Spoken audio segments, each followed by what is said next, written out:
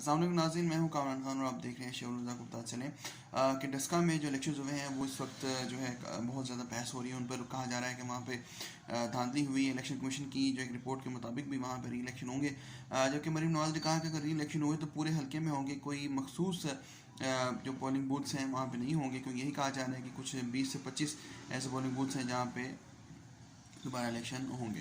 आपको बताते चलें कि गवर्नमेंट भी ये कह रही है कि वज़ीराबाद में जो है नून लीग जीती, उन्होंने तस्लीम किया पीटीआई ने, लेकिन डस्का में इलेक्शन जो है उनको मुतनाज़ बनाया जा रहा है। इस हवाले से बहुत सी जो है थेरीज भी सामने आ रही हैं कि ये जो इलेक्शंस हैं ये बहुत बड़ा एक गेम चेंजर साबित होने जा रहे हैं, क्योंकि आगे सेनेट इलेक्शन भी आ रहा है। अब देखते हैं कि अगर ये री इलेक्शन होते हैं उसमें क्या सूरत हाल सामने आती है। नून लीग और पीपल्स पार्टी जो है वो किस तरीके से इस इत्तेहाद को आगे चलाते हैं, पीटीआई का मुकाबला कैसे किया जाता है, पीटीआई किस तरीके से अपनी ये सीट दोबारा निकाल सकती है या नहीं, और जो मैनेजमेंट का हमें फुकदान नज़र आया वो पंजाब गवर्नमेंट की जानिब से, उसका कौन जिम्मेदार होगा, कौन अब आगे इस इंतखाब को संभालेगा, क्या फ़ौज को दोबारा तलब किया जाएगा या पुलिस ही इसकी जिम्मेदार होगी।